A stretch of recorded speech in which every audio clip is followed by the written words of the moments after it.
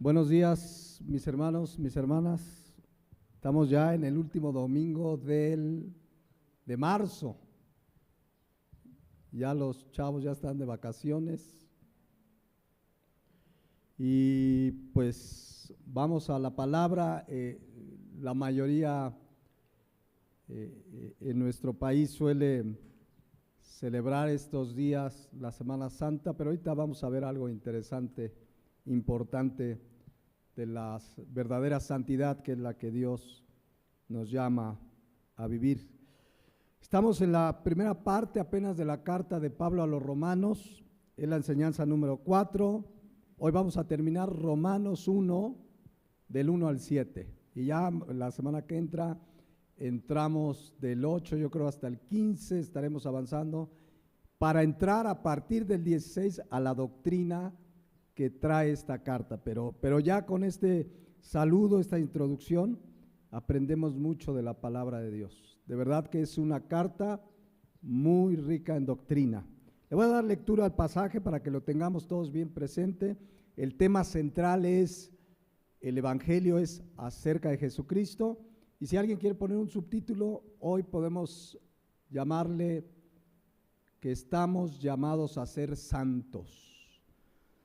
Dice la palabra de Dios: Pablo, siervo de Jesucristo, llamado a ser apóstol, apartado para el evangelio de Dios, que él había prometido antes por sus profetas en las santas escrituras, acerca de su Hijo, nuestro Señor Jesucristo, que era del linaje de David según la carne, que fue declarado Hijo de Dios con poder, según el Espíritu de santidad, por la resurrección de entre los muertos, y por quien recibimos la gracia y el apostolado para la obediencia a la fe en todas las naciones por amor de su nombre, entre las cuales estáis también vosotros, llamados a ser de Jesucristo.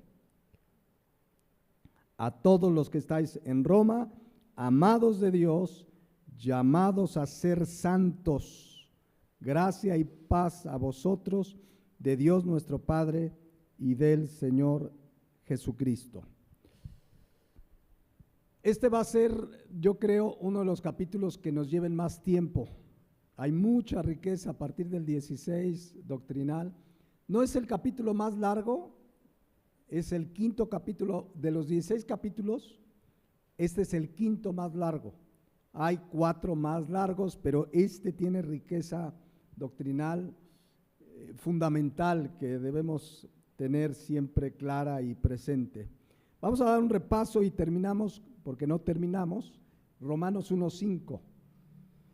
Romanos 1:5 dice, está hablando del evangelio de Jesucristo. Ya dijimos que el evangelio es Jesucristo, que de él recibimos la gracia, dice aquí, y el apostolado para la obediencia a la fe en todas las naciones por amor de su nombre.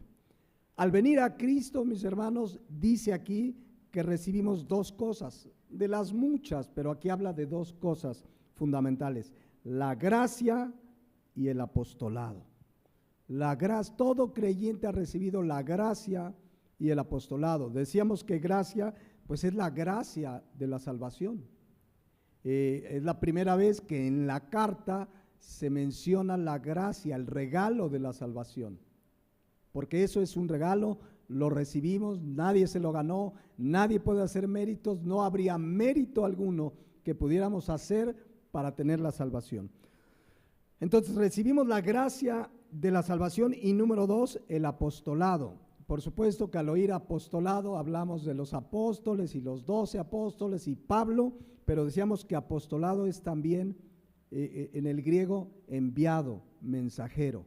Todo creyente recibió la gracia y todo creyente es un enviado, un mensajero de Dios. Todos, no hay creyente que no sea un mensajero. Por eso veíamos 2 Corintios 20, de que dice que somos, ¿qué? Embajadores. Embajadores en nombre de Cristo, con un propósito: llamar a la gente a la reconciliación.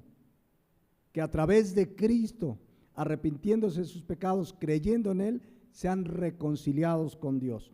Pero todos somos embajadores, No hay cristianos que digan, no, pues a mí no me tocó. No, todos somos llamados, recibimos la gracia y el apostolado, somos enviados, pero el punto central que veíamos hace 8 días es que todo esto tiene un propósito. ¿Cuál es? Romanos 1:5, la obediencia a la fe. Dicho de otra manera, la obediencia a Dios y a su palabra. Para eso nos salvó, para eso recibimos la gracia, para eso recibimos un ministerio de ser enviados, para que obedezcamos el evangelio.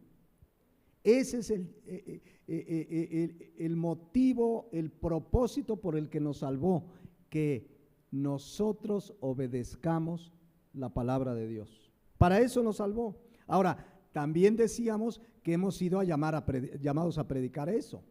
O sea, cuando le predicamos a la gente, por supuesto, le compartimos lo fundamental, el centro del evangelio, que son pecadores, que Cristo murió por sus pecados, que necesitan arrepentirse y creer y recibirán la gracia de salvación. Pero veíamos hace 8 días que necesitamos enseñar a la gente obediencia a la palabra.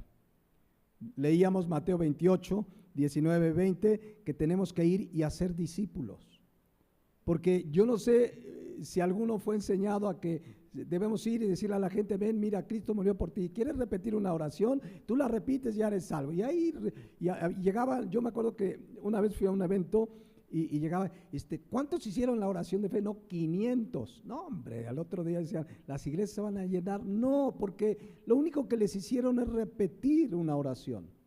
Hemos sido llamados a ser discípulos y dice el versículo 20, enseñándoles. ¿Quién debe enseñarles? Tú y yo. ¿Qué debemos enseñarles? Que guarden todas las cosas que Él ha mandado. Y tenemos que enseñarles. ¿Cómo van a saber qué si no les enseñamos? Ah, mira, la Biblia dice ya. Una vez que la persona ha creído, ¿verdad? Y dices, ay, pastor, pues es que como que no quiere ir a la iglesia, enséñale tú. Discipúlalo, enséñale que obedezca, mira, enséñale si es una mujer, cómo Dios la creó, sus responsabilidades como madre, como esposa, como hija, si es un hombre, sus responsabilidades como cabeza, etcétera, etcétera. Pero necesitamos enseñarles. O sea, no es solo le compartí y ay, a ver cómo le va. No, le comparto y me comprometo a hacerlo un discípulo. Entonces, todo creyente debiera estar haciendo discípulos, todo creyente, porque ese es el llamado y es un mandato. Ir y hacer discípulos no es opcional. La pregunta es, ¿estás haciendo discípulos? ¿Estás haciendo discípulos? Entonces, y en ese discipulado, en esa enseñanza, y todo creyente y todo pastor debemos estar enseñando la obediencia a la fe, todos. Porque hoy les decía, hay un evangelio muy que lo queremos acomodar a la gente. A ver, ¿qué digo que no les vaya a ofender? Porque hoy hay que ser, dice la gente, políticamente correctos. Y a ver, híjole, y si yo digo, que el divorcio es pecado y esta persona se quiere divorciar, no, mejor no menciono porque va a decir que es una pedrada. No, dile. Que la Biblia dice, hay que hablar, pero hoy el mensaje es, Dios quiere cumplir tus sueños, Dios quiere prosperarte, ven a Cristo y se acaban tus problemas, Dios quiere cumplir tus metas, repite esta oración y ya. No, eso no enseña la palabra de Dios. Pero la gente pues busca eso, algo que le agrade. Por eso vemos a gente y aún a cristianos de iglesia en iglesia buscando el mensaje que les acomode, buscando que los entretengan. A ver, yo voy donde me entretengan a mis hijos, yo voy donde haya muchas actividades. Ve donde te prediquen la palabra, donde te enseñen la obediencia a la fe. Amén. Porque para eso nos rescató, para eso recibimos la gracia y el apostolado. Les decía, Romanos tiene 16 capítulos. El último versículo es Romanos 16, 27. Pero el penúltimo repite lo mismo. Ya lo decíamos, pero lo voy a recordar. Se ha dado a conocer, está hablando del evangelio, a todas las gentes. ¿Para qué? Para que obedezcan a la fe. Ahora, decíamos hace 8 días, Romanos 1:5, que la obediencia a la fe debe ser ¿cómo? Por amor de su nombre, por amor a Cristo. El verdadero creyente obedece no porque se lo imponen, no porque, no, es que si me ve el pastor, entonces, o porque, no, es que tengo que obedecer porque mi papá se enoja, mi mamá se enoja, tengo que obedecer porque Dios me puede castigar. No, el creyente obedece, ¿por qué? Por amor de su nombre. Señor, te amo, y a veces batallamos, debemos reconocerlo. Pero vamos en ese proceso, ya estudiaremos en esta carta la santificación ampliamente, pero el creyente obedece por amor a Cristo. Entonces, si la obediencia no es por amor a Cristo, es porque me vean, es porque me den un reconocimiento, es porque no me castiguen, cualquier motivo que no sea el amor a Cristo, esa obediencia realmente serían trapos de inmundicia, porque no está motivada por el amor a Cristo. Les decía yo, hay mucha gente que no está en el evangelio y obedece muchas cosas de la palabra de Dios. Yo conozco gente que de veras dices, esto sería bueno imitarlo en su conducta, quizás como honra a sus padres, como trata bien a la gente, qué sé yo, pero si no es por amor a Cristo, si no tengo amor, ya vamos a continuar el martes, 1 Corintios 13, si no tengo amor, nada soy. Entonces, la obediencia, Romanos 1:5, es por amor de su nombre. Esa es la diferencia entre el creyente y la gente del mundo. Puede haber gente del mundo que obedezca ciertas cosas, pero el creyente quiere obedecerle porque lo ama. Ahora, lo veíamos en Juan 14:15. La evidencia de que le amamos, ¿cuál es? Si me amas, guarda mis mandamientos. Si me amas, obedeces mis mandamientos. Entonces, el que le ama, le obedece. Ahora, la pregunta es, a ver, piensen en esto, porque ahí nos quedamos. ¿Es fácil, difícil o muy difícil obedecer a Dios? Muy difícil. ¿Será? O sea, estamos conscientes que nuestra carne está reacia. Pero hace unas semanas estudiamos una verdad en Filipenses 2:13. Que Dios es el que produce en nosotros el querer como el hacer por su buena voluntad. Es decir, ahora el cristiano quiere y puede. Ahora el cristiano quiere y puede.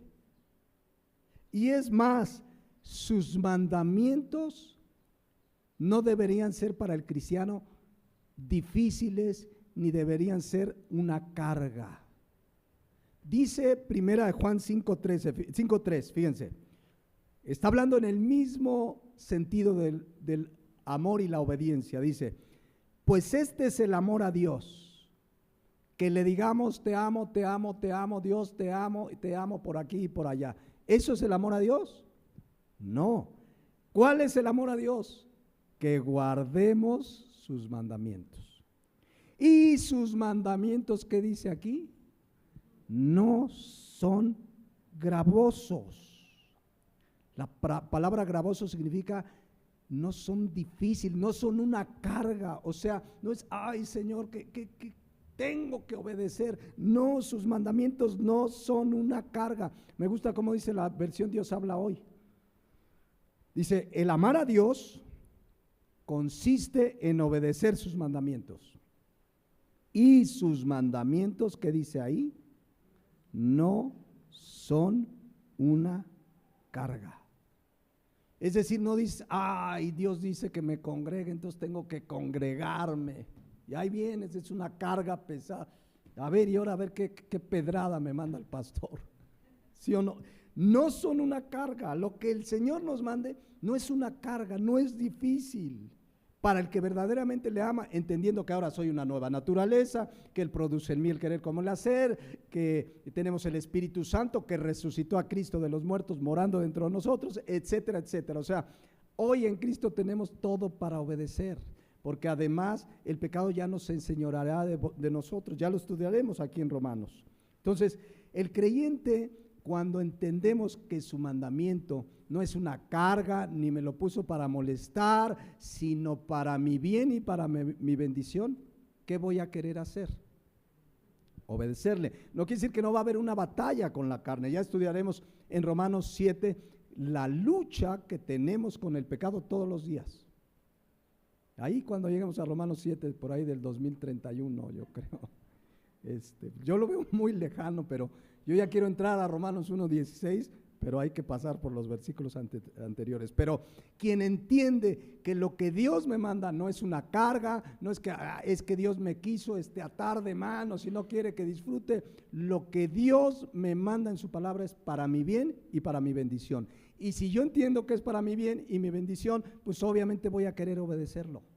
Voy a batallar porque la carne todavía, pero tenemos en Cristo todo para obedecerlo.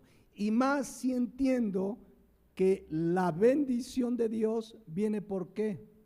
Por obedecer su palabra. Desde el Antiguo Testamento, ¿se acuerdan de Deuteronomio 28:1? Leo unos versículos nada más. Acontecerá que si oyeres atentamente la voz de Jehová tu Dios, ¿para qué? ¿Para qué debemos oír la palabra de Dios? Para decir, ay, qué padre, oye, qué buenos consejos. No, para guardar y poner por obra, ¿qué? ¿Pero qué mandamientos? Todos. Ahí está, todos. Porque, ay, no, este no me gusta, ay, esto que se sujete, ay, que no yugo desigual. Y así hay cristianos que dicen, no, esto no aplica para el 2026.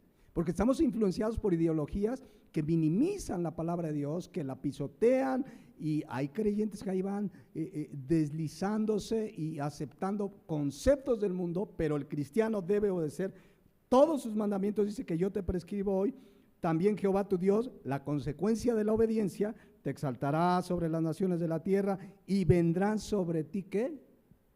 Estas bendiciones. O sea, la bendición viene por obedecer. Entonces, sin obediencia no hay bendición.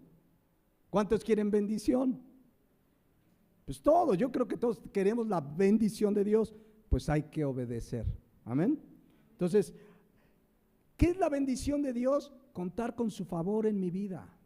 Porque a veces en el concepto materialista que se ha metido a la iglesia, hay quien enseña que bendecido de Dios es el que está bien económicamente y que el que está pobre y en necesidad seguramente es castigo de Dios.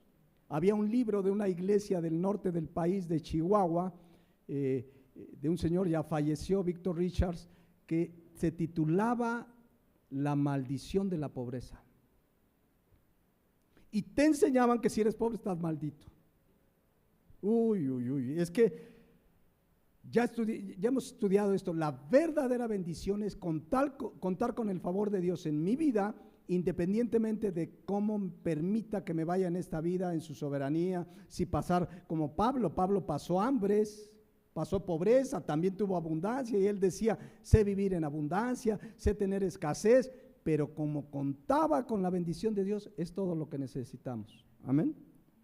Porque incluso cuando ves a alguien que le va bien y no está bajo la voluntad de Dios, no va a tener la bendición de Dios. Eclesiastés 6:1, fíjense que quisiera después de 1 Corintios estudiar Eclesiastés en los martes.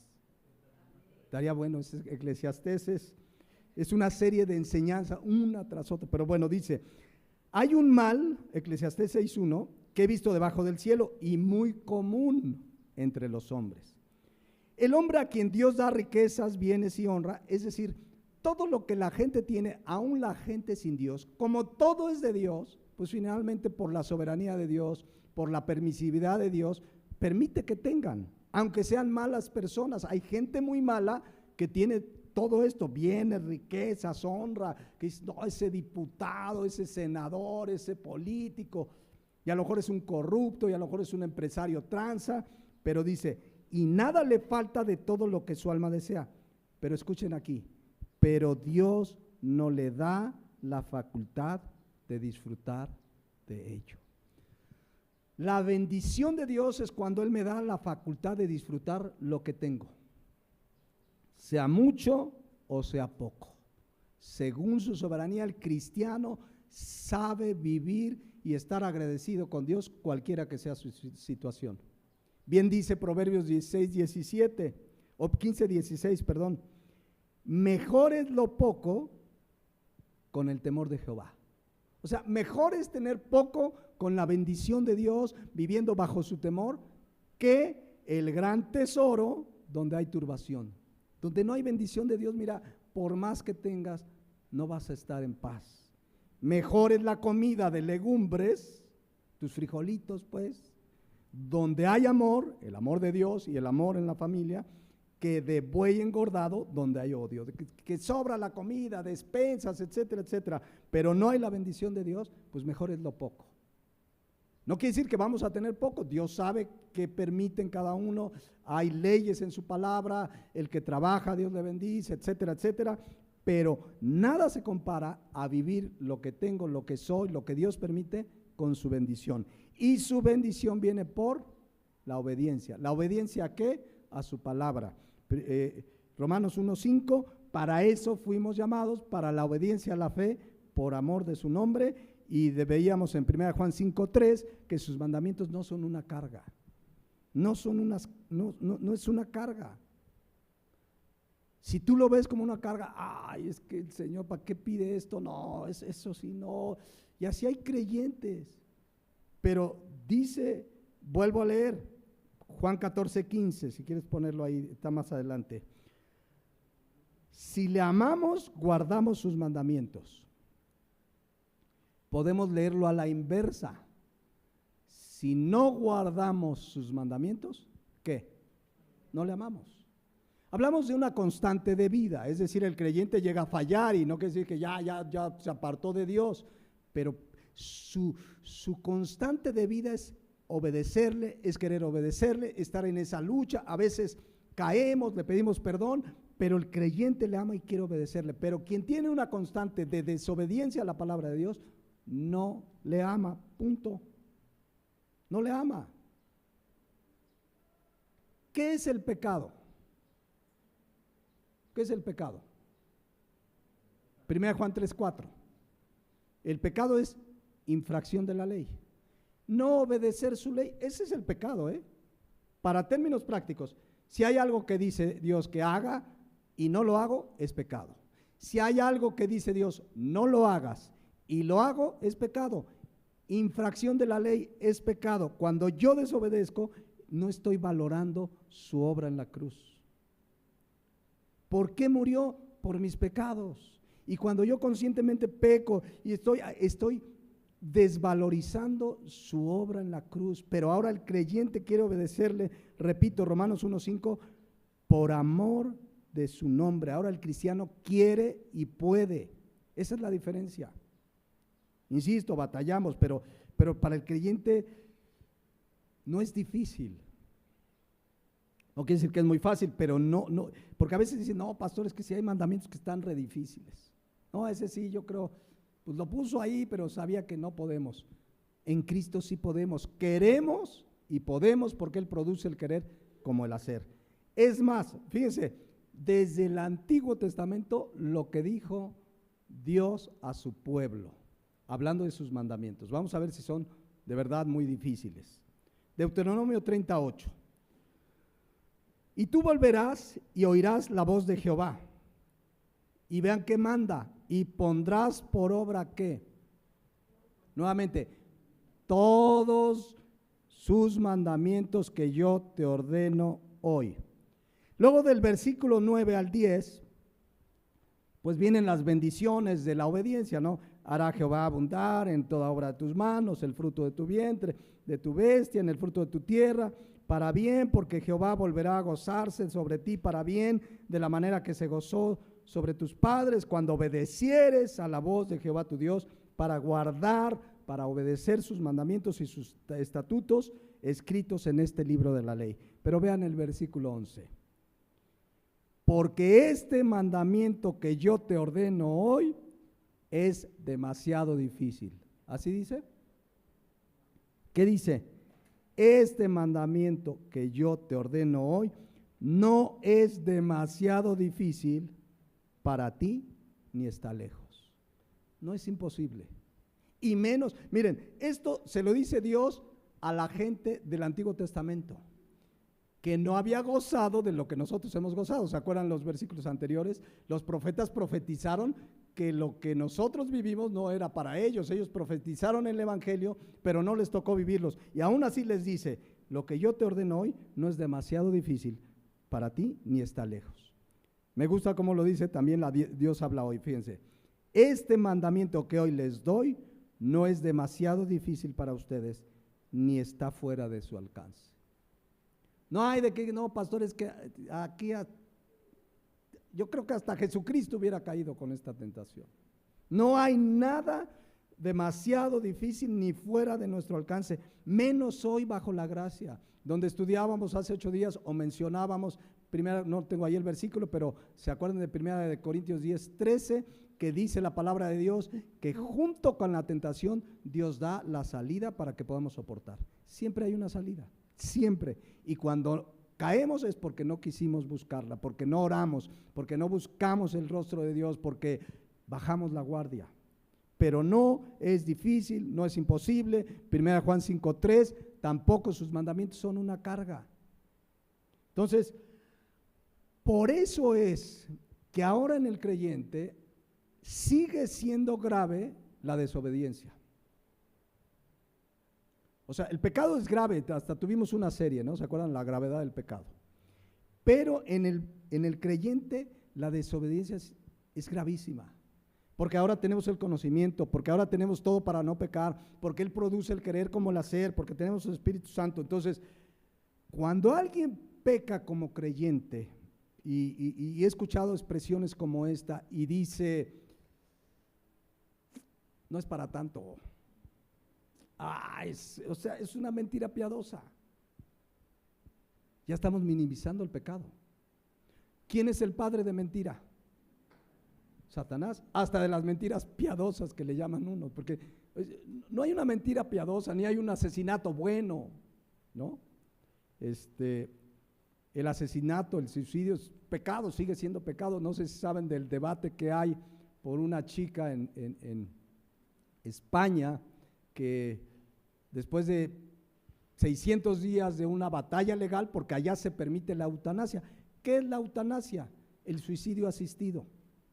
La palabra sigue vigente, no matarás, pero como la gente hoy cree que su vida es su vida y puede hacer con su vida lo que quiere, pues por eso países como esos, y ahí vamos para allá nosotros, pues aprueban esas leyes que permiten el suicidio asistido. O sea, te vamos a ayudar a matarte.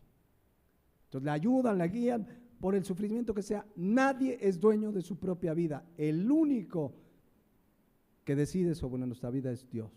Entonces, claro que es pecado, pero insisto, se ha minimizado. Y entonces yo vi ahí leyendas, entre ellas muchos que decían, no, estaba en su derecho la mujer o la jovencita porque sufría. No era su derecho.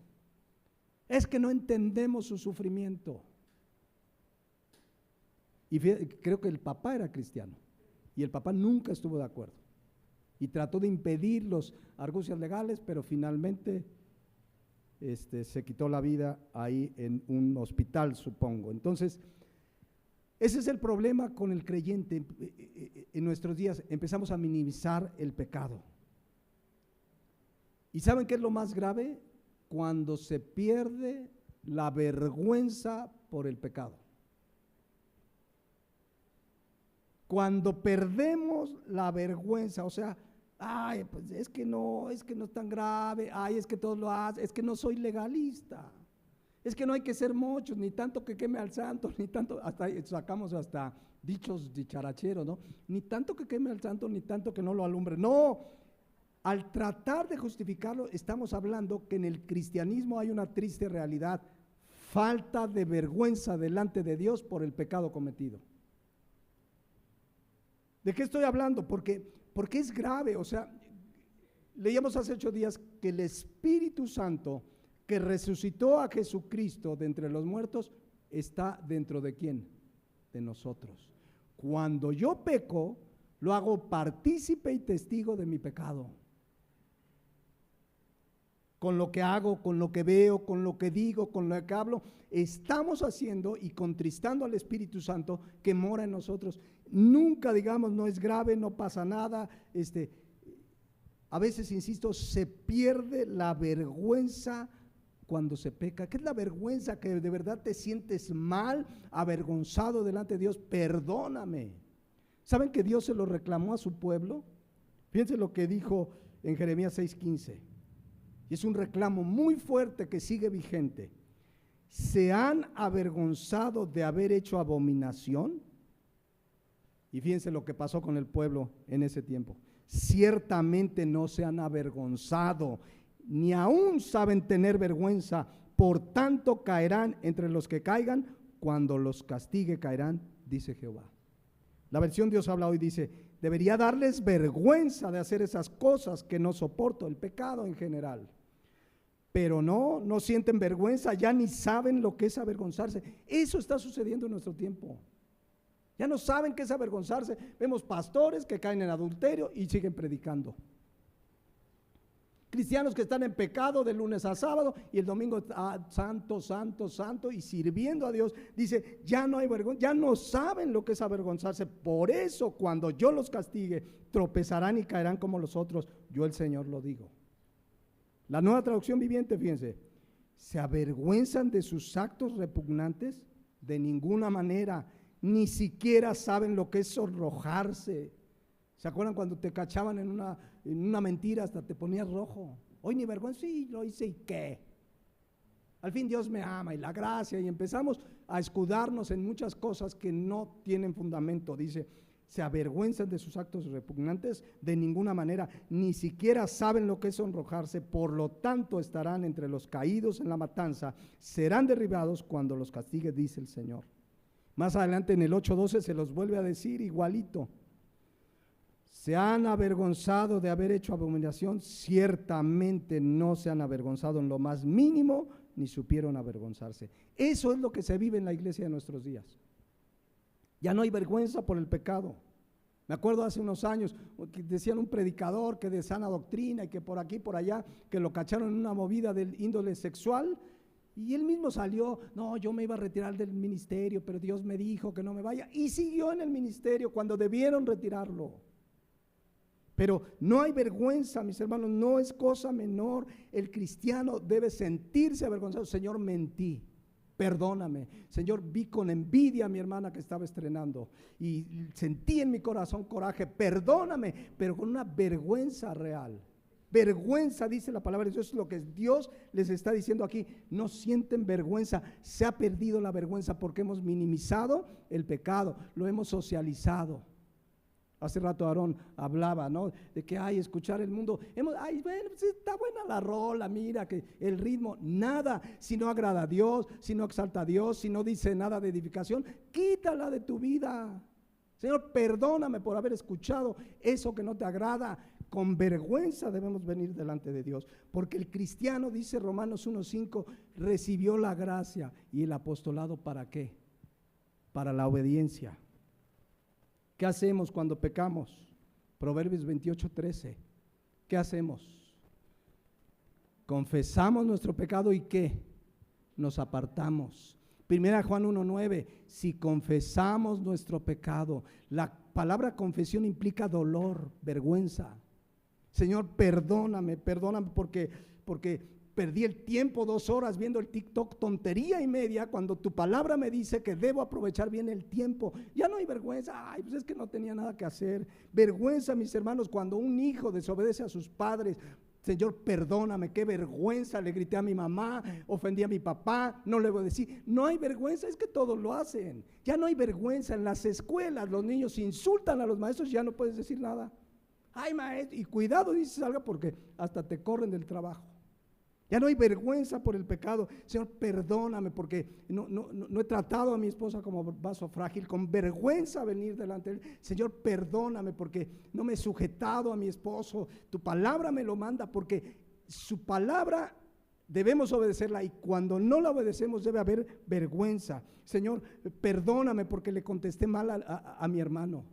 Señor, perdóname porque tomé algo que no era mío y debo pedir perdón. Señor, perdóname porque me paró el de tránsito y en lugar de recibir la multa, le di una lana y caí en la corrupción. Señor, perdóname porque saqué una licencia y le pagué a una persona para que me la sacara rápido. Eso es corrupción, eso es pecado, va en contra de la palabra de Dios, pero ya no hay vergüenza. Ya no hay vergüenza.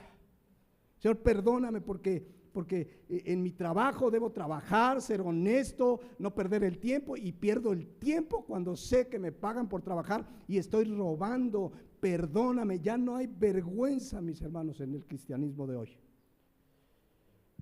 Pero cuando hay vergüenza, venimos a Él y por su fidelidad nos perdona. Si somos creyentes, dice aquí Romanos 1:5, recibimos la gracia y el apostolado para obedecerle.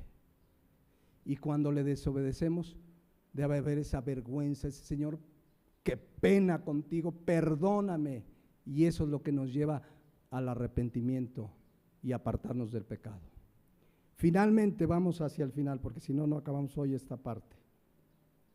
Versículo 6. Dice Pablo, ya después de decirle que recibimos la gracia y el apostolado para la obediencia a la fe, dice, entre las cuales, naciones, personas, están también ustedes, les dice a los romanos, llamados a ser de Jesucristo. ¿Ya vieron? O sea, ¿se acuerdan que yo les decía que cuando dice Pablo, recibimos la gracia y el apostolado para la obediencia a la fe a todas las naciones? Y les dice aquí, entre las cuales también están ustedes. Y ahí estamos nosotros, llamados o recibimos la gracia y el apostolado para la obediencia a la fe. Todo creyente ha recibido la gracia y el apostolado para obedecerle. Para eso nos rescató. Y en la medida que le obedecemos y crecemos y maduramos, logramos el propósito que estudiaremos en Romanos 8 de Dios en nosotros, que es parecernos más a Cristo. Entre más obediencia hay, más nos parecemos al Señor. Amén. Y ya vimos, sus mandamientos no son difíciles, no son gravosos, pero fíjense, dice, entre los cuales también están vosotros llamados ¿a qué? A ser de Jesucristo. ¿Se acuerdan que en versículos anteriores hablábamos del término Señor Jesucristo? Y que veíamos que Señor Jesucristo significa que es el que me gobierna, el que me controla, mi amo, mi Señor, mi dueño, que Él está por encima de todo y de todos. Cuando dice llamados a ser de Jesucristo, significa que ahora le pertenecemos a Él. No solo por razón de creación. ¿Sabían que la humanidad entera le pertenece a Él? Porque Él los creó. Claro, el pecado los apartó de Dios, pero ahora le pertenecemos por doble motivo.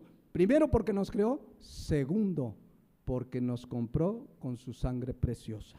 Ahora le pertenecemos porque fuimos comprados por precio. Dice 1 Corintios 6:20, porque habéis sido comprados por precio. Y sabemos que esa es su sangre derramada en la cruz, lo que muchos recuerdan esta semana que va a comenzar. Y nada más se acuerdan esta semana, pero ya después se olvidan. Glorificad, dado que fuimos comprados, dice, glorifiquen a Dios en vuestro cuerpo y en vuestro espíritu, los cuales son ¿de quién? ¿De quién es tu cuerpo? Cuando la gente sale, es mi cuerpo, y los que creen en el aborto, pues es su cuerpo y puede hacer lo que quiera. Ni puede hacer nada con su cuerpo, y menos con el cuerpo de un bebé que está adentro. Pero el creyente entiende que fuimos comprados y que mi cuerpo y mi espíritu están para glorificarle porque le pertenecen a Él. Amén. Entonces fuimos llamados al convertirnos, regresando a Romanos 1:6, a ser de Jesucristo. 1:6, le pertenecemos, y cuando no le obedecemos estamos pisoteando su señorío. Finalmente cierra Romanos 1:7. Los destinatarios. ¿Quiénes son los destinatarios de esta carta? En primera instancia, por supuesto, somos todos los creyentes, pero aquí específicamente a todos los que están en Roma. Entendemos a todos los cristianos. O sea, no era para toda Roma y toda que lo leyera el César. A todos los que están en Roma, amados de Dios, llamados a ser santos, Gracia y paz a vosotros de Dios nuestro Padre y del Señor Jesucristo. Entonces, ¿quiénes son los destinatarios? Los cristianos en Roma. Ya estudiamos que no se sabe quién inició esa iglesia, no hay evidencia de que haya sido ningún apóstol, menos Pablo, porque ni los conocía, como lo vamos a ver en 8 días, tampoco los apóstoles. Se cree por la historia que fue una iglesia que nació pues por los cristianos que cumplieron su ministerio de ser enviados y llevaron el evangelio a Roma. Pero ya estudiamos que por eso Pablo les escribe tanta doctrina. Pero los destinatarios pues eran los creyentes de Roma y bueno, en segundo lugar, pues la iglesia en general. Esta carta es para la iglesia. Y les dice dos cosas que son una realidad en el verdadero creyente. Vean estas dos verdades. Dice aquí que el creyente es, Romanos 1:7, amado de Dios. ¿Ya vieron? A todos los que estáis en Roma, amados de Dios. Piensen en esta expresión. Tú y yo, como creyentes, somos amados de Dios. A veces hay momentos en nuestra vida, o quizás a alguien le ha pasado, que algo pasó en la familia, sientes que nadie te quiere y hay gente que dice, es que nadie me ama. Si eres creyente, Dios te ama. Eres un amado de Dios, su amor basta y es suficiente para vivir la vida cristiana. Somos amados de Dios, pero eso tuvo un precio. Ahora, esta expresión amado de Dios, debo ser claro, porque aquí lo dice Pablo, en el contexto es a los creyentes que están en Roma, amados de Dios. Yo quisiera decir, toda la gente de este mundo es amado de Dios. No es así. Ciertamente hay una verdad que dice Juan 3:16, porque de tal manera amó Dios al mundo que ha dado a su Hijo unigénito para que todo aquel que en él cree no se pierda, mas tenga vida eterna. Esta expresión no dice que todo el mundo es amado de Dios. Dice que el amor de Dios, miren, la obra de Cristo, el amor de Dios se manifiesta para todo el mundo. Pero ¿quién va a gozar de su amor según este versículo y de la vida eterna y del perdón de pecados? Ahí lo dice. Para todo aquel que en él cree. Solo el que ha recibido la gracia de la salvación, como leímos en el versículo 5, el que ha recibido la gracia y el apostolado, llamado para la obediencia, ahora es amado de Dios. El resto de la gente sin Cristo, el amor de Dios está disponible para manifestarse, para ser derramado, pero no son amados de Dios. Miren lo que dice el Salmo 11:5. Jehová prueba al justo y nos prueba y etcétera, pero dice, pero al malo, al que está apartado de Dios y al que ama violencia, su alma ¿qué? Lo aborrece. O sea, cuando salimos al mundo, Dios te ama, Dios. No, a ver, no, tenemos que decir, eres pecador, estás separado de Dios, eres enemigo de Dios. Eso dice la palabra de Dios. Y aquí dice que al malo, al que ama la violencia, su alma lo aborrece. Proverbios 15:9. Abominación es a Jehová el camino del impío, mas él ama al que sigue justicia, al que le obedece, pues al creyente, al que ha sido llamado para la obediencia y la fe. Entonces, por lo tanto, mis hermanos, hay una frase, yo alguna vez la utilizaba recién convertido, pero después entendí que estaba en ignorancia y seguramente la has usado, esa frase que dice, Dios aborrece el pecado, pero ama al pecador. No hay fundamento bíblico para decirle a una persona sin Cristo, Dios aborrece tu pecado, pero te ama a ti. Vamos a verlo. Juan 3:36, fíjense, después de decir de tal manera ama a Dios al mundo que dio a su Hijo, vean lo que dice Juan 3:36. El que cree en el Hijo tiene vida eterna, pero el que rehúsa creer en el Hijo de Dios no verá la vida, sino que, vean lo que dice ahí, la ira de Dios está sobre él. Esta expresión, la ira de Dios, habla del enojo de Dios, de la ira justa que lo llevará a castigarlo eternamente. Lo que hay sobre el que rechaza a Cristo es la ira de Dios. No es un amado de Dios, su amor está disponible. En el momento que una persona se arrepiente y cree en Jesucristo, en ese momento, como dice Romanos 5:5, Él derrama su amor sobre nosotros. Ahí está disponible, pero en el pecador, el que rechaza a Cristo, lo único que tiene sobre sí es que la ira de Dios. Y debemos llamarle la ira justa y santa. O sea, no es una ira de que, ay, este me cae mal y lo odio, lo aborrezco, porque la palabra aborrecer habla de odiar. Su ira tiene un fundamento de justicia. Dice Salmo 7:11. Dios es juez que justo. Y vean lo que dice. Y Dios está airado contra el impío. ¿Cuándo? Todos los días. Por eso llevamos el mensaje y le tenemos que mostrar a la gente, estás enemistado de Dios.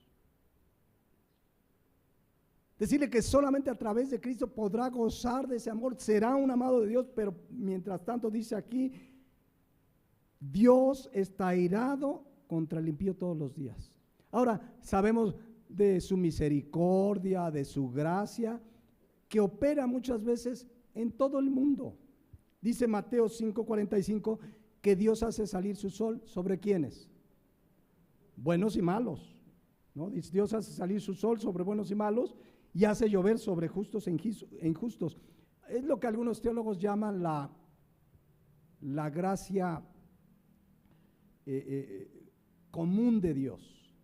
O sea, Dios su bondad la ejerce en muchas áreas de la vida diaria, sobre todos, cuando llueve, cuando hace salir su sol, cuando le da vida a una persona sin Cristo y le da vida y le da tiempo para arrepentirse, ahí está su gracia obrando. Pero eso no quita que dice el Salmo 7:11 que Él es juez justo y está airado contra el impío todos los días. Todos los días. En cambio, volteamos del otro lado, Romanos 1:7 dice que el creyente es un ¿qué? Amado de Dios. ¿Cuántos son amados de Dios esta mañana? Y todo no porque te lo mereciste, no por tu linda cara, que diga, este me cayó bien. Todo es mérito de Jesucristo, porque el evangelio es Jesucristo. El que hizo todo para que hoy pudiéramos ser amados de Dios es Jesucristo. Entonces, si hoy Dios nos ama, démosle gracias a Jesucristo, que es por su obra. Y hoy podemos decir, Dios me ama. Soy un amado de Dios. Y así te aborreciera todo el mundo, si yo sé que Dios me ama, miren, ódienme más, ¿no?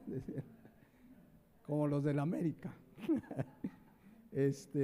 Luego dice aquí Romanos 1:7, no solamente somos amados de Dios, y viene lo que les decía el subtítulo de hoy, llamados a ser ¿qué? Voy a terminar hoy, si nos alargamos, porque tengo que terminar esta parte. Somos llamados a ser santos. Hemos estudiado esta palabra, santos en el griego, significa consagrado, apartado. Santo significa en primera instancia que Dios nos apartó para Él. Pero santo significa también que estoy consagrado para Dios, por lo tanto me aparto del pecado. La santidad, el ser llamados a ser santos, es que me aparto cada día más y más del pecado. Ya estudiaremos más adelante esa doctrina de la santificación. Todo creyente, dice la Biblia, cuando viene a Cristo es justificado. Justificado significa que en el momento que creímos en Cristo como Señor y Salvador, en ese momento soy justificado, declarado justo, santo, y me da la vida eterna ya. Pero a partir de ese día empieza un proceso. ¿Cuál es? La santificación, donde Dios va a tratar en mi vida cada día para que me aparte más y más del pecado. He sido llamado, aquí lo dice Romanos 1:7, a ser santo. Entonces, vean cómo tiene mucho que ver con lo anterior. Pues dice que Jesucristo es mi Señor, por lo tanto yo quiero obedecerle, que además dice la palabra de Dios que fui llamado a la obediencia, y aquí me dice que Dios me llama para ser santo. Ese es el llamado fundamental una vez que hemos sido salvos. Dios demanda de nosotros santidad. Porque yo he oído expresiones y rollos motivacionales. Ven, Dios te llama porque te quiere hacer exitoso. Dios te llama porque tiene un gran propósito en tu vida. Dios te llama porque quiere que seas santo. Eso es lo principal. Lo demás es una consecuencia de mi obediencia, de la soberanía, de la gracia de Dios. Pero Él no me llamó ni para ser exitoso, ni para cumplir mis sueños. Él me llamó, dice aquí, para ser santo, apartado del pecado. Y ese es un llamado muy, pero muy serio de verdad, mis hermanos, el llamado a la santidad. Tanto que dice primero de Pedro 1:15, escuchen. Sino como aquel que nos llamó es santo, sed también vosotros santos ¿en qué? El domingo en la iglesia de 10 a 11:30. No, sean santos en toda nuestra manera de vivir. Y termina citando el Antiguo Testamento. Porque escrito está, sean santos porque yo soy santo. Vean que es un mandato, no es una sugerencia, oye, trata, sé santo. Dios sabe que es un proceso, que batallamos, luchamos, pero el cristiano va más y más a santidad cada vez. Este llamado no es nuevo a santidad, no llegó el llamado a santidad a partir de que vino Cristo. Es un llamado desde el Antiguo Testamento. Fíjense las veces que el libro de Deuteronomio habla de ser santo porque Él es santo. Levíticos más bien. Lo voy a poner ahí los versículos, luego los leen en casa, pero Levítico 11:44 dice, y seréis santos porque yo soy santo. Y bueno, dice más cosas, ¿no? Pero 11:45, el siguiente versículo. Seréis pues santo porque yo soy santo. 19:2 de Levítico. Santos seréis porque santo soy yo. 27 de Levítico, sed santos porque yo Jehová soy vuestro Dios. 20:26, habéis pues de serme santos porque yo Jehová soy santo y os he apartado de los pueblos para que seáis míos. 21:6 de Levítico, santos serán a su Dios. Levítico 21:8, santo será para ti porque santo soy yo Jehová que los santifico. En ese libro más de 6 veces, 7 leímos ahorita, Dios hablando, sean santos porque soy santo, sean santos porque soy santo, sean santos porque soy santo. Pregunta, ¿será una mera sugerencia o es un llamado muy serio? Porque hoy al que quiere vivir en santidad, en muchas corrientes cristianas le llaman legalista. Ay, no seas mocho, pues ¿qué tiene? Mira, vámonos acá. ¿Qué te parece si nos vamos a un concierto y ya el domingo a la iglesia? A ver, la santidad, y santidad es apartado del pecado, no es una sugerencia de Dios, es un mandato. Y más ahora que he nacido de nuevo, que el Espíritu Santo mora en mí, que Él produce el querer como el hacer, que he sido llamado para la obediencia y ahora nos llama a ser santos. La palabra santo aquí en Levítico y en el hebreo en general es kadosh. Y kadosh es consagrado para Dios. Consagrado para Dios, apartado del pecado. Significa, ¿saben qué significa santidad? Apartarme justamente de la vida que vivía antes de conocerle. Acuérdense 1 Pedro 1:18 que leímos hace 8 días, que dice que fuimos rescatados ¿de qué? De una vana manera de vivir. Sin Cristo vivíamos una vida vana, vacía, pero ¿qué cosas hacíamos, decíamos, veíamos, pensábamos? Bueno, ahora entendemos que la santidad, cuando dice Romanos 1:7 que somos llamados a ser santos, es apartarnos de esa vana manera de vivir, apartarme de la vida que llevaba antes, pero escuchen esto, por una convicción real, por amor a Cristo, porque verdaderamente quiero ser santo. Es decir, muchas iglesias imponen reglas para que se aparente santidad. Había una hermana que ya está con el Señor, que dice que iba a una iglesia donde les imponían a las mujeres, por ejemplo, había muchas normas como para, ahí me acuerdo de los fariseos que eran sepulcros blanqueados. Entonces, mujeres falda larga hasta el tobillo, no aretes, no pulseras, no se pinten. Y cuidado, y de repente, por ejemplo, estabas en el súper, en una plaza comercial, y te veía a una mujer de esa iglesia que estaba en pantalón, iban y le decían al pastor, y el domingo, ¿qué creen? En disciplina la hermana. La vi con pantalón en el súper. Me decía la hermana, dice, mire, nos imponían una serie de reglas, pero nadie lo hacía por convicción, era imposición. Y la verdadera santidad, querer vivir la vida que Dios me manda, apartarme de la vida de antes, debe ser por convicción. No porque me lo impone un pastor. Si yo o sea, uno exhorta, 1 Timoteo 2:9 dice que las mujeres no se atavíen de ropa decorosa, asimismo que las mujeres se atavíen de ropa decorosa. Corregimos, a ver, repetimos. Córtenle ahí, a ver. Así que las mujeres se atavíen de ropa decorosa. La palabra decorosa habla vestirme para agradar a Dios. Con pudor y modestia, ya lo hemos estudiado. Pero una mujer que quiere hacerlo debe ser por convicción. Señor, yo me visto y no quiero ni mostrar mi cuerpo ni nada, porque quiero agradarte a ti, porque soy apartada para ti, porque quiero vivir ya no la vida vana que vivía, sino una vida de santidad. Por convicción, por amor a Cristo, no por imposición. Cuando uno viene a Cristo arrepentido de sus pecados, empieza a haber frutos de arrepentimiento, un cambio de vida. Cuando Juan el Bautista estaba preparando el camino para Jesucristo, dice Mateo 3:8, les decía, haced pues frutos dignos de arrepentimiento. Me gusta cómo lo parafrasea la DHH, la Dios habla hoy. Dice, pórtense de tal modo que se vea claramente que se han vuelto al Señor. O sea, el Señor hace un cambio adentro, por supuesto, Él les daré un corazón nuevo. Pero se empieza a notar hacia dónde, hacia afuera.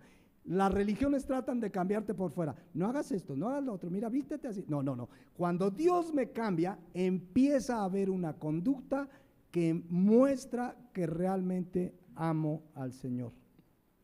Pregunta, ¿el cómo vivimos cada día muestra claramente que nos hemos arrepentido?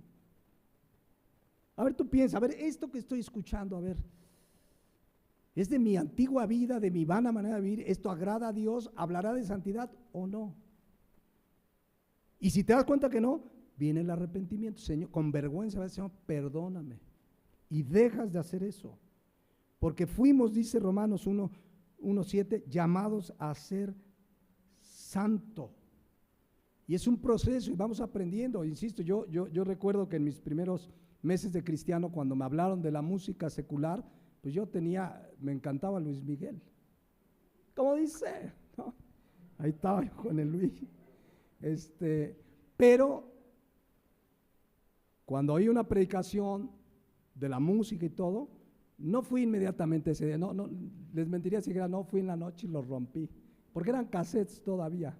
Fíjense que de qué año hablamos, ¿no? De esos cassettes que con la pluma le regresaban.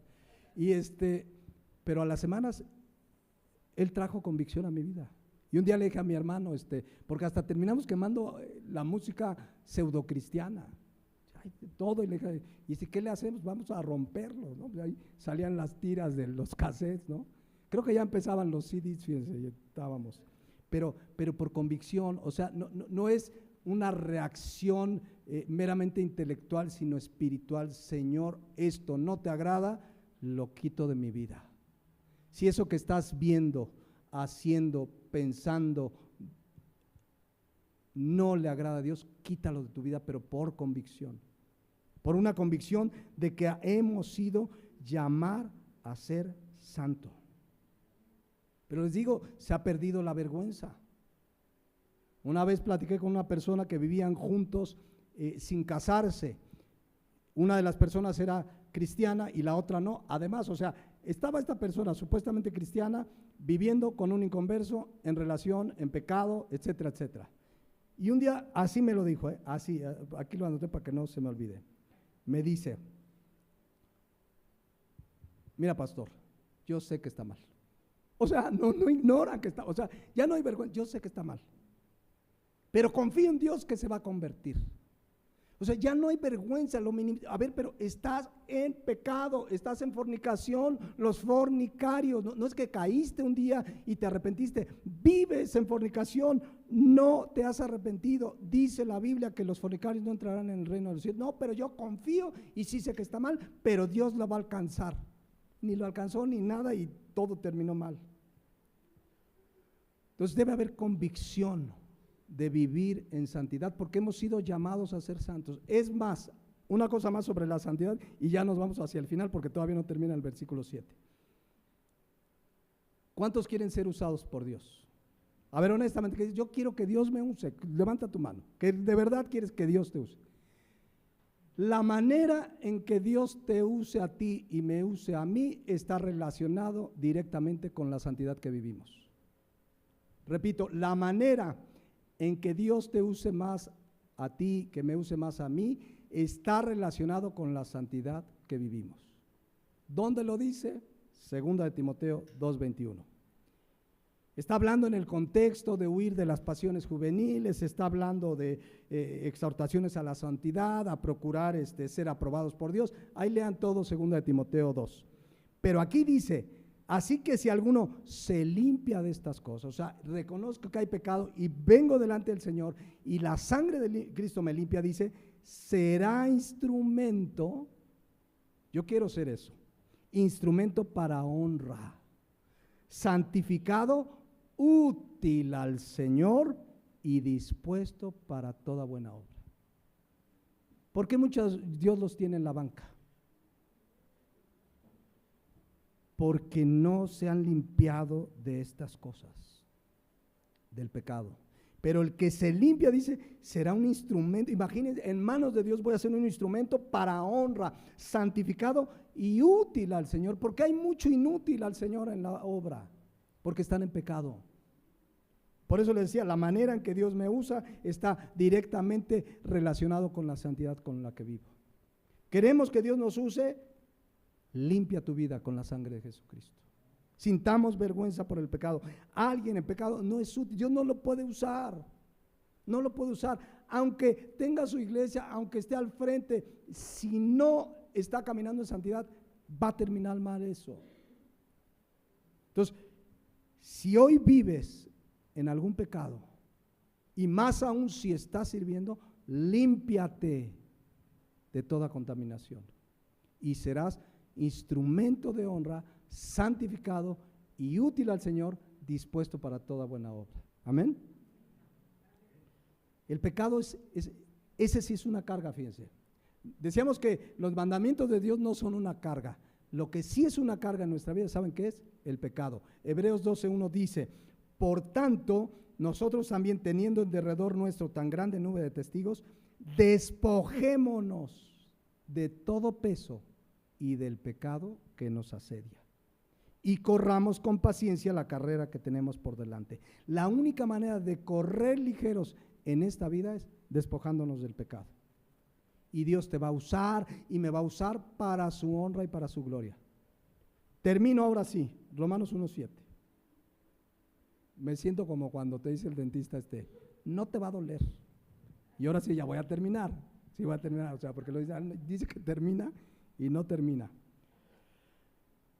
A todos los que están en Roma, amados de Dios, llamados a ser santos, y vean dos cosas que Pablo desea que sea en la vida del creyente y que el creyente puede gozar. Dice, gracia y paz a vosotros de Dios nuestro Padre y del Señor Jesucristo. ¿Cuál es el deseo de Pablo que tengan los creyentes de Roma y el deseo que tengo yo de ustedes y deberíamos tener los unos de los otros? Que la gracia y paz, pero no cualquier gracia y cualquier paz, la gracia y paz ¿de quién? De Dios nuestro Padre. Habla de esa intimidad, ven que no dice de Dios allá, no, la gracia de nuestro Padre y del Señor Jesucristo. Dice aquí claramente que Dios, el deseo de Pablo es que su gracia y su paz sea sobre ellos. Para vivir esta vida, mis hermanos, vivimos en un mundo de maldad, de pecado, de aflicción, valle de sombra de muerte, le llamaba David. Necesitamos la gracia y paz de Dios nuestro Padre y del Señor Jesucristo. ¿Qué es gracia en este contexto? Porque ya vimos que gracia es salvación, etcétera, pero en este contexto aquí gracia significa vivir con el favor de Dios en nuestra vida. Para vivir la vida cristiana necesitamos tú y yo el favor de Dios en nuestra vida. Amén. No podemos vivir sin su gracia. Por eso nos exhorta Hebreos 4:16 a que en todo momento y aun cuando estamos en una dificultad, dice, acerquémonos pues confiadamente al trono de la gracia para alcanzar misericordia. ¿Y qué dice ahí? Hallar gracia para el oportuno socorro. La Nueva Traducción Viviente dice, así que acerquémonos con toda confianza al trono de la gracia de nuestro Dios. Allí recibiremos su misericordia y encontraremos la gracia que nos ayudará cuando más lo necesitamos. Cada día necesitamos la gracia de Dios. Nunca creas, yo puedo solo. Cada día acudamos a su gracia. Más aún en la debilidad. ¿Se acuerdan cuando Pablo estaba enfermo y le rogó 3 veces a Dios, sáname, Señor, sáname? Y cuando dice el que le rogó 3 veces, habla que en 3 momentos claros de su vida le pidió que le quitara esa enfermedad. ¿Y qué le dijo el Señor? Porque no lo sanó. 2 Corintios 12:9, y me ha dicho, bástate mi gracia, porque mi poder se perfecciona en la debilidad. Entonces, necesitamos la gracia de Dios, mis hermanos. Vivimos en un mundo de pecado, de maldad, de prueba, de aflicción, enfermedad. Continuamente enfrentaremos diversas circunstancias y aflicciones. Acudamos a la gracia de Dios. Y la gracia de Dios está sobre los amados de Dios. Amén. Para los que hemos sido llamados a ser santos. Y luego le dice, gracia, ¿y qué más? Paz. Paz. Ya hemos estudiado esto largamente. Lo que Dios nos ofrece es la paz de Él y de nuestro Señor Jesucristo. Esta paz nadie nos las puede dar en este mundo. Miren, vivimos en un mundo donde las cosas, lo debo decir con claridad, y no soy pesimista ni soy negativo, porque le dicen, ay, pastor, usted es pesimista. Las cosas en este mundo no van a mejorar. No lo digo yo. Cristo dijo que en Mateo 24:12 que la maldad se va a multiplicar. Cristo dice que vendrán tiempos que como nunca, que va a haber tribulación como nunca ha habido en la historia de la humanidad. Entonces las cosas, si tú tienes la esperanza que un gobierno que llegue a un país, no, este gobierno sí nos va a sacar y va a haber paz y se va a acomodar, no es cierto, no es cierto. Por eso necesitamos la paz de Dios. Jesucristo dijo, no está el versículo, pero Juan 16:33, que en el mundo tendríamos ¿qué? Aflicción, pero que confiáramos. Necesitamos su paz. Jesucristo dijo en Juan 14:27, la paz os dejo, mi paz os doy. Pero vean lo que dice, yo no la doy como el mundo la da. Cuando decimos paz no es amor y paz, ¿no? Amor y paz y peace and love. No. Esta es la paz de Dios. Es una paz, miren, cuando enfrentamos problemas, dificultades, ¿qué tenemos que hacer? ¿Se acuerdan de Filipenses 4:6? Dice, por nada estemos afanosos. Vamos a tener problemas, dificultades, sí, pero dice que no nos afanemos. ¿Saben qué significa afán? Una preocupación que quita mi paz. Y es la que trae estrés, es la que trae depresión. Hay gente que ya tiene que tomar pastillas para dormir. Cristianos, pastilla para dormir, no, es que estoy preocupado. Por nada te preocupes. Si no sean conocidas tus peticiones delante de Dios, ¿cómo vamos a llegar con Dios? Con toda oración y ruego. Señor, te clamo por mi hijo, clamo por esta preocupación. Señor, el médico me dio este dictamen. Señor, está pasando esto con mi esposo. Lo que sea, clama con oración y ruego. Y es claro, ¿no? Oración y ¿qué? Ruego. Nada que decreto que va a sanar, decreto que mi hijo ya se va a convertir y declaro, no. El cristiano ni decreta, ni declara, ni nada de esas cosas. El cristiano ora y ruega. ¿Y qué va a pasar? Versículo 7. Y la paz de Dios, que sobrepasa todo entendimiento. Vean que no dice voy a hacer como me pidas, porque dice que oremos y roguemos. Y la respuesta inmediata no es, dice, voy a hacer como me digas. A veces sí hará como le pedimos, a veces no, porque no es su voluntad. Pero lo que sí promete es que va a venir una paz de Dios, porque esa es la paz que necesitamos, la paz que el mundo no da. Una paz de Dios que va a guardar, que sobrepasa todo entendimiento y va a guardar tu corazón y tus pensamientos. Es una paz que aunque el mundo, que si Trump ya va a lanzar la bomba y ahora qué va a pasar, tú estás en paz. Pues ya vendrá el Señor, y si nos toca, gloria a Dios, vámonos con Él. Esa es la paz que sobrepasa todo entendimiento. El creyente no debería estar mordiéndose las uñas. ¿Y ahora qué va a pasar? Y va a aumentar. ¿Y ahora qué viene? Y la inseguridad. Y mataron a no sé quién. Y la guerra en Irán. Y que van. Cálmate. Todo está bajo el control de Dios. Nada sucede sin que Él lo permita. Entonces el cristiano entra en una paz que sobrepasa todo entendimiento. Todo entendimiento. Necesitamos su gracia y su paz. Eso sí, para el que está apartado de Dios, para el impío no hay paz. Dice Isaías 57:21, no hay paz, dijo mi Dios, para los impíos. Por eso, ¿saben cuál es el problema de salud según la OMS número 1 en el mundo? El estrés. Porque no hay paz, no hay paz, no hay paz en su vida, no tiene la paz de Dios. Y vienen preocupaciones, y que si las deudas, y que si esto, y que si allá, y el mundo, y mi salud. La gente vive preocupada por el futuro, y qué va a pasar, y cómo va. El cristiano sabe que su futuro está asegurado. Dice la palabra de Dios, ausentes del cuerpo, presentes en el espíritu. Pablo decía, yo deseo estar con ustedes, le decía ahí en la carta, pero estar con Cristo es muchísimo mejor. Y luego decía un poquito antes, para mí el vivir es Cristo y el morir es ganancia. Tener esa paz. ¿Y saben cómo esa paz se fortalece en nuestras vidas? Con eso termino ahora sí. Salmo 119, 165. Vean lo que dice ahí. Mucha paz. ¿Cuántos quieren mucha paz? Tienen los que aman tu ley. Y amar su ley es obedecerla, ¿eh? Mucha paz tienen los que aman tu ley. Si tú y yo amamos su palabra y queremos obedecerla porque hemos sido llamados para la obediencia, llamados a ser santos, vamos a tener mucha paz. Que el mundo ruede, pero tú y yo tenemos la gracia y la paz de nuestro Señor Jesucristo y de Dios nuestro Padre. Oremos y dejemos aquí. Continuamos en 8 días. Les invito a que cierren sus ojos